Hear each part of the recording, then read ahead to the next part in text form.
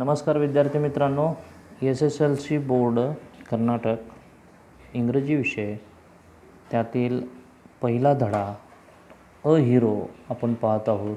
इंग्रजी वाचून त्याचे इंग्रजी शब्दांचे मराठीत अर्थ आणि त्याच्यानंतर पूर्ण पॅराग्राफचा अर्थ या पद्धतीने आपण जात आहोत आणि त्यातला पुढचा व्हिडिओ मी आता अपलोड करत आहे. आपण पॅराग्राफ 13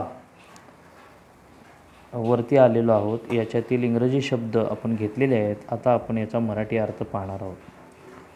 सर्व झाल्यानंतर संपूर्ण धडा हा तुम्हाला पुन्हा मराठीत आणि इंग्रजीमध्ये पुन्हा सांगितला जाईल, जेणेकरून विद्यार्थ्यांना त्याचा पूर्ण गर्भित अर्थ समजून घेता येईल. चला तर मग सुरू करूया. 13वा पॅराग्राफ.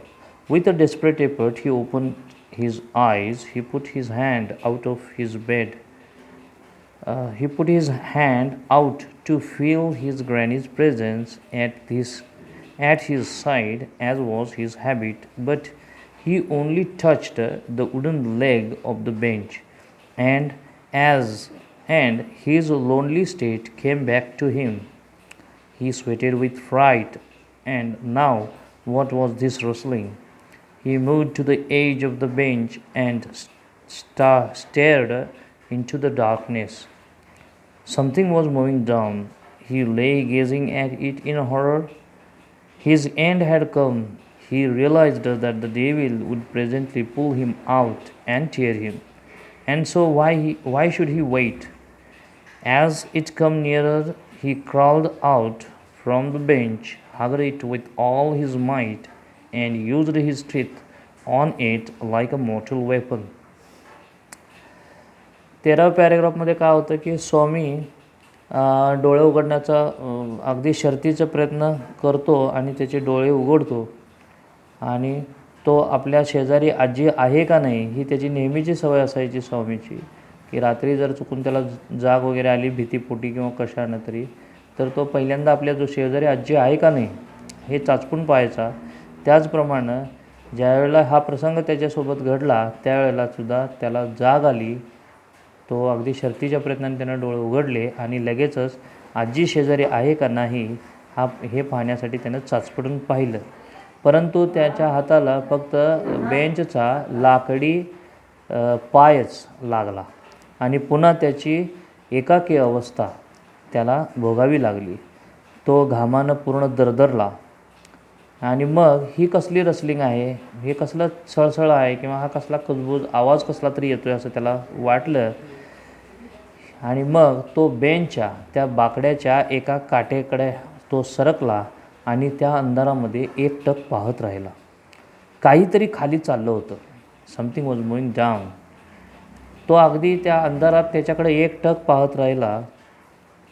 त्याला वाटलं त्याचा अंत जवळ आला आहे, त्याचा शेवट जवळ आला होता. आता त्याला माहिती कळून चुकलं होतं की आता भूत येणार, इतक्यातच भूत येईल, मला ते बेंच खालून बाहेर ओढेल आणि मला ते फाडून टाकेल. मग कशाची वाट पाहायची? जसजसं ते भूत किंवा जे काही ती आकृती आहे ती जवळ येत होती, स्वामी बेंचच्या खालून रांगत रांगत बाहेर आला आणि त्यानं घट्ट मिठी मारली. त्याच्या सर्व शक्तीनशी स्वामीनं त्या भूताला मिठी मारली आणि त्याच्यावरती आपल्या दातांचा जीवघेण्या अस्त्राप्रमाणे वापर केला. इथंपर्यंत आपण 13वा पॅरेग्राफ मराठीमध्ये बघितला. आता आपण पाहतो check your understanding, share your responses. 1. Swami wished that the tiger hadn't spared the boy, which means choose the right answer. Spare म्हणजे जिवंत सोडणे. इथं आपल्याला अर्थ जो घ्यायचा आहे तो जिवंत सोडणे. स्पेअरचा दुसरा अर्थ होतो आहे राखीव असणे किंवा एक एक्स्ट्रा असणे, जादाच असणे. इथं जिवंत सोडणे असा आपण अर्थ घेणार आहे. A. He didn't want the boy to be alive. Alive म्हणजे जिवंत असणे. B. He didn't want the tiger to be alive. Okay. पहिला प्रश्न आपण पाहतो आहे.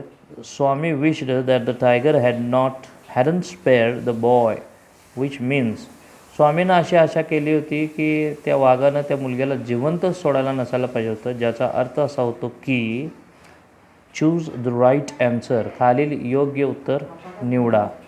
पर्याय एक आहे, ए आहे. He didn't want the tiger to be alive. Didn't want the boy to be alive. स्वामीला तो मुलगा जिवंत नको पाहिजे होता. बी पर्याय आहे. He didn't want the tiger to be alive. स्वामीला तो वाघच जिवंत नको हवा होता. Obviously the question is answer will be A. कारण मुलगा जर जिवंत राहिला नसता तर स्टोरी त्याची पेपरमध्ये छापून आली नसती आणि स्वामीवर हा प्रसंग आला नसता. So answer will be A. Second question we are going to see now. A silence deepened in the room. What was Swami reminded of? Silence म्हणजे शांतता. डीपनड म्हणजे खोल होत गेली किंवा शांतता वाढत गेली. अर्थ पहा. As silence deepened in the room what was Swami reminded of. जसजसं शांतता खोलीतली वाढत गेली, स्वामीला कशाची आठवण आली किंवा झाली. याचं मराठीत पहिला उत्तर देतो मी, then we will talk in English also. Swami ज्यावेळेला पप्पांच्या ऑफिस रूममध्ये झोपला त्यावेळेला स्वामींना आत्तापर्यंत आयुष्यात ज्या ज्या काही भूताखिताच्या गोष्टी त्याच्या आजीकडून, त्याच्या मित्राकडून ऐकल्या होत्या, त्या सगळ्या त्याला आठवल्या. हे त्याचं उत्तर आहे. So answer for this question will be as silence depend in the room, Swami reminded of the terrible stories of ghosts and devils that he had heard from his granny as well as from his friends. Okay, जाऊया पुढच्या प्रश्नाकडे. प्रश्न क्रमांक 3. Which place in the room did Swami think was safe, compact and reassuring? याचा अर्थ बघा. Which place in the room did Swami think was safe. Safe म्हणजे सुरक्षित, कॉम्पॅक्ट म्हणजे अरुंद आणि रिअश्युरिंग म्हणजे खात्रीलायक, पुनर्खात्रीलायक. म्हणजे रूममधली कुठली जागा स्वामीला सुरक्षित, अरुंद आणि खात्रीलायक वाटली. राईट. कोणती वाटली असेल बरं? तर बेंचच्या खाली जी जागा होती ती स्वामीला काय वाटली? जास्त सुरक्षित, अरुंद आणि रिअश्युरिंग म्हणजे खात्रीलायक वाटली. राईट. तर याचं उत्तर कसं होईल? The place under the bench in the room Swami thought was safe, compact and reassuring. ठीक आहे. प्रश्न पुढच्या चौथ्या प्रश्नाला आपण जाऊ. Swami touched ... in the room instead of granny. Instead of चा अर्थ होतो च्या ऐवजी. स्वामीनं आणि खाली प्रश्न आणून आहे फिल इन द ब्लँक ॲप्रोप्रिएटली. गाळलेल्या जागा योग्य उत्तरानं भरा. ठीक आहे. गाळलेली जागा आपल्याला भरायची आहे. प्रश्न आहे आजीऐवजी रूममध्ये स्वामीनं टिंबला स्पर्श केला. ज्यावेळेला स्वामीनं 13व्या पॅरेग्राफमध्ये आपण पाहिलं की ज्यावेळेला आपण स्वामी घाबरून उठतो, जागा होतो, शर्थीचा प्रयत्न करून स्वामी जागा होतो, त्यावेळेला तो काय करतो की आपल्या शेजारी आजी आहे का नाही हे पाहण्यासाठी तो काय करतो? आपला हात पुढे करतो. पण त्याला आजीचं अस्तित्व जाणवत नाही आणि तो बेंचच्या लाकडी पायाला स्पर्श करतो. म्हणजे बेंचचा लाकडी पाय हे त्याचं उत्तर आहे. So answer will B Swami touched the wooden leg of bench in the room instead of granny. Next question आपण पाहतो. 5. स्वामी saw a moving creature. Creature म्हणजे प्राणी. क्रिएचरचा अर्थ काय? प्राणी. मोस्टली सरपटणारे प्राणी आपण म्हणू शकतो किंवा इथं प्राणी म्हटलं तरी काय हरकत नाही. In the room. Swami saw a moving creature in the room. खोलीमध्ये स्वामीनं हलणारा एक प्राणी पाहिला. इट वॉज ... तो होता टिंब. पर्याय आहेत. ए हिज शॅडो. शॅडो म्हणजे सावली, स्वामीची सावली. Be a scorpion. बी पर्याय आहे एक विंचू. सी पर्याय आहे अ मॅन, एक मनुष्य. Fill in the blank. Now C, until now we have covered 13 paras. In these 13 paras, from these 13 paras we will have to give answer of this question, right? But shadow त्याला नाही, विंचू पण त्याला दिसलेलं नाही.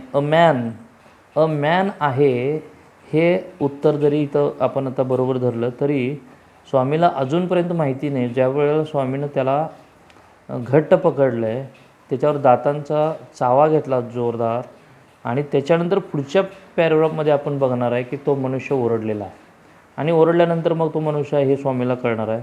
असू दे, तरी पण याचं उत्तर आहे answer is option C a man. पुढच्या पानावरती आपण जातो आहे, पॅरेग्राफ 14. राईट. आपल्या सवयीप्रमाणे आपण तो पॅरेग्राफ प्रथम वाचणार आहोत, त्यातले शब्द इंग्रजी मराठीत घेणार आहोत, आणि नंतर संपूर्ण पॅरेग्राफ पुन्हा मराठीत सांगणार आहोत. 14 पॅरा. अय्यो समथिंग हॅज बिटन मी. अय्यो म्हणजे घाबरून वगैरे आपण बोलतो, अरे रे अय्यो, या पद्धतीनं. Something has bitten me. To bite म्हणजे चावणे, बाईट. बाईट, बिट, बिटन हे V3 फॉर्म आहे, तिसरं रूप आहे क्रियापदाचं. बिटन म्हणजे चावलेलं. हॅज बिटन चावलेलं आहे. वेंट फोर्थ म्हणजे पुढे गेला. वेंट फोर्थ पुढे गेला. ॲन ॲगोनाइज्ड. ॲगोनाइज्ड म्हणजे वेदनेने. Thundering cry. थंडरिंग म्हणजे थंडरचा अर्थ गडगडणे असा होतो, कडकडाट असा होतो, परंतु इथं थंडरिंग क्राय म्हणजे मोठ्यानं ओरडत असं आपण घेऊ. And was followed by a heavy tumbling. Followed म्हणजे त्याच्यानंतर लगेचच. By a heavy tumbling. Tumbling म्हणजे ट्रम्बल म्हणजे धडपडत, पडत. ठीक आहे. हेवी म्हणजे मोठा आवाज करत पडत. And following ॲमिड्स. ॲमिड्स म्हणजे वाटेत असलेलं किंवा मध्ये ठेवलेलं. ॲमिड्स. फर्निचर.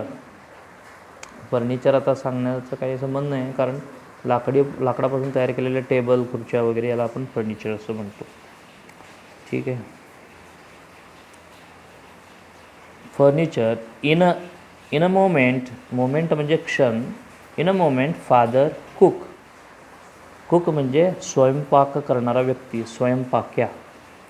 ठीक आहे. And a servant. सर्वंट म्हणजे नोकर. केम इन कॅरिंग लाईट. कॅरिंग म्हणजे वाहून आणणे, म्हणजेच घेऊन आले. लाईट म्हणजे बॅटरी. इथं लाईट म्हणजे प्रकाश घेऊन आले असं नाही म्हणणार आपण, तर काहीतरी बॅटरी किंवा प्रकाश पाडणारं काहीतरी साहित्य घेऊन आलं. And all 3 of them fell on the burglar. Burglar म्हणजे घरफोड्या किंवा घरात घुसून जे चोरी करतात त्यांना आपण म्हणतो बर्गलर. हू ले. ले म्हणजे पडणे. Who lay amidst the furniture. Amidst the furniture मग असे पण बघितलं आहे. With a bleeding ankle. Bleeding म्हणजे रक्त वाहत असलेला. अँकल म्हणजे घोटा. ब्लिडिंग अँकल रक्त सांडत असलेला घोटा. 14 पॅरेग्राफ आपण संपवला, तर पुन्हा त्याचा अर्थ बघत जाऊया. अय्यो something has bitten me went forth and agonized thundering cry and was followed by a heavy tumbling and following amidst furniture. In a moment, father cook and a servant came in carrying light, and all 3 of them fell on the burglar, who lay amidst the furniture with a bleeding ankle. याचा अर्थ होतं, अरे रे देवा, काहीतरी मला चावलेलं आहे असं मोठ्यानं तो ओरडला, आणि पुढं जातच वेदनेने इवळत मोठ्यानं ओरडत, आणि त्याच्यानंतर पडण्याचा आवाज झाला. आणि पडण्याचा आवाज, ट्रबलिंग, थरथरण्याचा आवाज पण झाला, आणि तो कायला वाटेत असलेल्या त्या साहित्यावरनं तो पडला. क्षणातच स्वामीचे वडील, स्वयंपाकी आणि त्यांचा एक नोकर तिथं बॅटरी घेऊन किंवा प्रकाश घेऊन तिथं धावत आले. ते सगळेजण तिघं त्या वाटेत असलेल्या फर्निचरजवळ पडलेल्या त्या बर्गलरवर, त्या घरफोड्यावर ते तिघेसुद्धा पडले. आणि जो पडलेला बर्गलर होता त्याचा पायाचा जो घोटा आहे तिथं रक्त येत होतं, विथ ए ब्लिडिंग अँकल. म्हणजे रक्ताच्या पायाचा जो घोटा आहे तिथं रक्त येत होतं. अशा अवस्थेत जो बर्गलर, जो घरफोड्या वाटेत असलेल्या फर्निचरमध्ये जो पडला होता त्याच्यावरती हे तिघंजणही येऊन कोसळले. आता 15वा पॅराग्राफ आपण पाहतो. Sorry. Congratulations were showered on Swami. Showered on म्हणजे वर्षाव झाला. टू शॉवर ऑन म्हणजे वर्षाव होणे. इथं क्रियापदाचं दुसरं रूप आहे वर्षाव झाला, showered on. Swami next day his classmates म्हणजे वर्गमित्र looked at him with respect म्हणजे आदराने. and his teacher patted his back. to pat someone's back म्हणजे एखाद्याची पाठ थोपटणे, एखाद्याचं अभिनंदन करणे. to pat म्हणजे थोपटणे. to pat his back त्याची पाठ थोपटली. his headmaster said that he was a real scout. Scout म्हणजे बालवीर. Swami had bitten into the flesh म्हणजे मांस. Bitten into the flesh म्हणजे मांसाचा तुकडा चावून वेगळा काढणे. ठीक आहे. One of the most notorious म्हणजे भीतीदायक, डेंजरस, त्याला आपण काय म्हणतो नोटोरियस. हाऊस ब्रेकर म्हणजे घरफोड्या. Of the district. And the police were grateful. To be grateful म्हणजे आभारी असणे. ठीक आहे. To him for it. यातले सर्व शब्द आपण पाहिले. आता आपण या 15व्या पॅराग्राफचा अर्थ पाहतोय. Congratulations were showered on Swami next day. His classmates looked at him with respect, and his teacher patted his back. The headmaster said that he was a real scout. Swami had bitten into the flesh of one of the most notorious housebreakers of the district, and the police were grateful to him for it. दुसऱ्या दिवशी अभिनंदनाचा वर्षाव स्वामीवरती झाला. त्याच्या वर्गमित्र त्याच्याकडं आदरानं पाहत होते. त्याच्या वर्गमित्रांनी त्याच्याकडं आदरानं पाहिलं आणि त्याच्या शिक्षकांनी त्याची पाठ थोपटली. स्वामीच्या शिक्षकांनी स्वामीची पाठ थोपटली. स्वामीचे हेडमास्टर म्हणाले की स्वामी हा खरा बालवीर होता त्यांच्या शाळेचा. स्वामी हॅड बिटन इन टू. स्वामीनं त्यांच्या जिल्ह्यातल्या सर्वात डेंजरस किंवा अट्टल अशा घरफोड्याचा मांसाचा तुकडा बाजूला काढला होता. आणि पोलीस त्याच्या या कृत्यासाठी त्याचे आभारी होते. पॅरा 16 आपण पाहत आहोत आता. 16वा paragraph. The inspector said why don't you join the police when you are grown up. To grow up म्हणजे मोठे होणे किंवा वय वाढणे, आणि ग्रोन अप झालेला असणे. ठीक आहे. Swami said for the politeness. Polite म्हणजे विनम्रपणेकरिता स्वामी म्हणाला. ठीक आहे. Certainly yes. सर्टनली म्हणजे निश्चितच किंवा खात्रीनं. He had quite made up his mind. म्हणजे त्यांना आधीच ठरवलेलं होतं. ठीक आहे. टू बी म्हणजे बनणे. an engine driver, a railway guard, and a bus conductor later in life. 16वा पॅराग्राफ झाला. आपण त्याला पुन्हा एकदा वाचून त्याचा मराठीमध्ये अर्थ सांग. The inspector said, why don't you join the police when you are grown up? Swami said for the politeness, certainly yes, though though म्हणजे जरी, though he had quite made up his mind to be an engine driver, a railway guard, or a bus conductor later in life. हे सर्वजण त्याच्यावरती अभिनंदनाचा वर्षा होत होता. सर्वजण त्याला नावजत होते. आणि मग इन्स्पेक्टर त्याला म्हणाला की मोठा झाल्यानंतर तू पोलीस दल का नाही जॉईन करत? स्वामीनं विनम्रपणा दाखवण्यासाठी म्हणला स्वामी त्यांना, हो हो खात्रीनं किंवा निश्चितच हो असं म्हटला. पण स्वामीनं आधीच मनात ठरवून टाकलं होतं की पुढील आयुष्यामध्ये आपण इंजिन ड्रायव्हर नाहीतर रेल्वे गार्ड किंवा एखाद्या बसचा कंडक्टर बनायचा आहे. 17th पॅरा आपण पाहतो. When he return home from the club that night, father asked, where is the boy? He is asleep. Asleep म्हणजे झोपी गेला किंवा झोपी जाणार, झोपी जाणे. Already he didn't have a wink of sleep. To have a wink of sleep म्हणजे डोळ्याला डोळा लागणे म्हणजेच झोप लागणे. To didn't have a wink of sleep याचा अर्थ होतो त्याचा डोळ्याला डोळा लागलेला नाही. ठीक आहे. मगाच्या फ्रेजमध्ये मी म्हणालो to have a wink of sleep याचा अर्थ डोळ्याला डोळा लागणे. ठीक आहे. आणि डिडंट हॅव जर म्हटलं तर लागला नाही असा अर्थ होतो. जाऊया पुढं. The whole of last night said his mother, where is he sleeping? In his usual place. Usual place नेहमीची जागा. Mother said casually.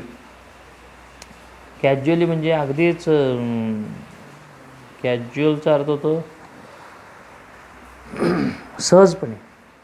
आई त्याला अगदी सहजपणे म्हणाली. He went to bed at 7:30, sleeping beside his granny again, father said. No wonder he wanted to be asleep before I could return home, clever boy. Mother lost her temper. To lose somebody's temper म्हणजे ताबा, मनावरचा ताबा निसटणे म्हणजेच राग येणे. Mother lost her temper आईचा रागावरचा ताबा सुटला. You let him sleep where he likes. You needn't risk his life again. Father mumbled याचा अर्थ तोंडातल्या तोंडात पुटपुटणे, मोठ्या आवाजात न बोलणे. मम्बल्ड म्हणजे पप्पा तोंडातल्या तोंडात पुटपुटले, मोठ्यानं बोलले नाहीत. ठीक आहे. And he went in to change. To change म्हणजे कपडे बदलण्यासाठी. To change, right. All right, mollycoddle and spoil him. Okay, mollycoddle म्हणजे लाडूबाई किंवा लाड करणे. Mollycoddle. All right, mollycoddle and spoil him. To spoil म्हणजे बिघडवणे किंवा बाद करणे. Spoil him as much as you like. Only don't blame me. To blame म्हणजे आरोप करणे. टू ब्लेम म्हणजे दोष देणे. आफ्टरवर्ड्स म्हणजे नंतर. Swami following the whole conversation. Whole म्हणजे संपूर्ण. कॉन्व्हर्सेशन म्हणजे बोलणं, त्यांच्यामध्ये चाललेला हा संवाद. कॉन्व्हर्सेशनचा अर्थ संवाद. From under the blanket. Felt tremendously. Tremendously म्हणजे अतिशय, फार मोठ्या प्रमाणावर. रिलीव्ड म्हणजे हायसं वाटणे, म्हणजे बाबा बरं वाटणे. Relieved. To hear that his father was giving him up. To give somebody up याचा अर्थ एखाद्याला सोडून देणे, एखाद्याला सोडणे. ओके, आता आपण 17व्या पॅरेग्राफचा अर्थ पाहतोय.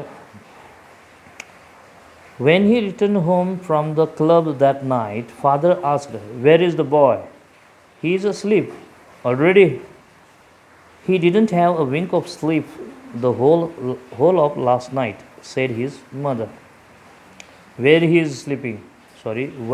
he sleeping? In his usual place, mother said casually. He went to bed at 7:30. Sleeping beside his granny again, father said. No wonder he wanted to be asleep before I could return home. Clever boy. Mother lost her temper. You let him sleep where he likes. You needn't risk his life again. Father mumbled as he went in to change. All right, mollycoddle, and spoil him as much as you like. Only don't blame me afterwards. Swami, following the whole conversation from under the blanket, felt tremendously relieved to hear that his father was giving him up. याचा अर्थ असा होतोय, ज्यावेळेला क्लबवरनं मंडळातनं रात्री तो परतला त्यावेळेला पप्पानी विचारलं, कुठं आहे मुलगा कुठं आहे? तो केव्हाचा? ही इज अस्लीप, झोपलेला आहे. ऑलरेडी, एवढ्या लवकर किंवा इतक्यातच, पप्पा असं म्हणले. हे जे संवाद आहे तो वडिलांचा आणि स्वामीच्या आईचा, दोघांच्यामधला हा संवाद आहे. स्वामीचे पप्पा वेळाने आलेले आहेत. घरी आल्याला विचारतात, कुठं आहे पोरगं? आई सांगते की झोपला की. पप्पा लगेच म्हणतात, इतक्यात झोपला? आई म्हणते हो. He didn't have a wink of sleep the whole of last night, said his mother. स्वामीची आई म्हणाली की काल रात्रभर त्याच्या डोळ्याचा डोळा लागलेला नाही आहे. लगेच स्वामीचे पप्पा विचारतात, वेअर इज ही स्लीपिंग? कुठं झोपलेला आहे तो? राईट, तो कुठं झोपत आहे? In his usual place, mother said casually. He went to bed at 7:30. त्याच्या नेहमीच्या जागी, असं सहजपणे आई म्हणाली आणि ती पुढे सांगते की तो 7:30 वाजताच 7:30 वाजता झोपी गेला. Sleeping beside his granny again, father sed.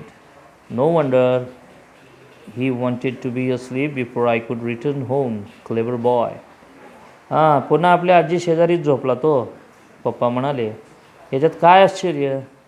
मी यायच्या आधी, घरी परतायच्या आधीच त्याला झोपायचं आहे. हुशार पोरगा आहे.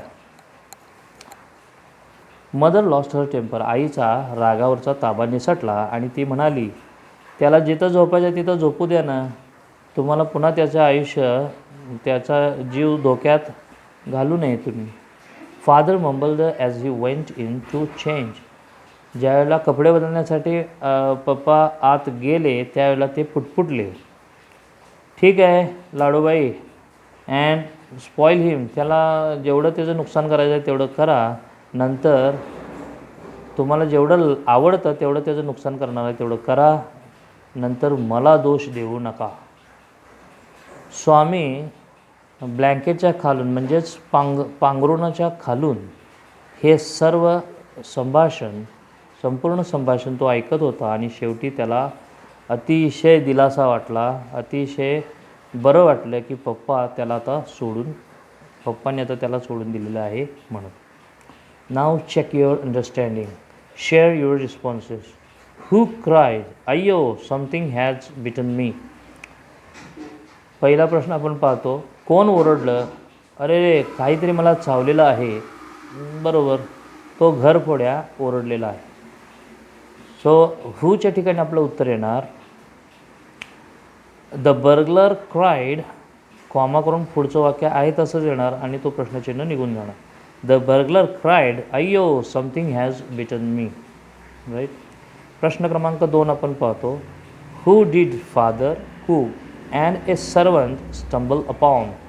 टू स्टंबल अपॉन म्हणजे अडखळून पडणे आणि पुढं डिड आलं. याचा प्रश्नाचा अर्थ होतो आहे, पप्पा, स्वयंपाक्या आणि त्यांचा तो नोकर हे सर्वजण कशावरती अडखळून पडले. स्टंबल अपॉनचा अर्थ होतो आहे फॉल अपॉन. तर कशावरती पडले? They all stumbled upon the burglar who was laying amidst the furniture with bleeding ankle. फर्निचरच्या तिथं जो हे पडलेला आहे, घरपोड्या पडलेला आहे, त्याच्या पायाचं घोट्यातनं रक्त येत होतं, त्याच्यावर अडकळून हे तिघजण पडलेले आहेत. प्रश्न क्रमांक 3 आपण पाहतो. Y wear congratulation showered on स्वामी. स्वामीवरती अभिनंदनाचा वर्षाव का झाला? सर्वांना आपल्याला माहिती आहे की स्वामीनं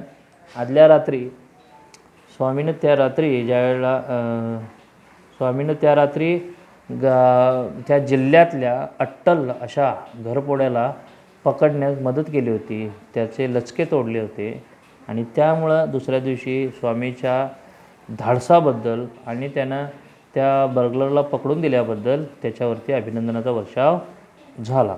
बरोबर. मग हे इंग्रजीमध्ये उत्तर होईल. स्वामी हेल्प्ड पोलीस ऑर, तसं म्हणजे आपण असंही म्हणू शकतो, Swami helped police to catch one of the most notorious burglar, so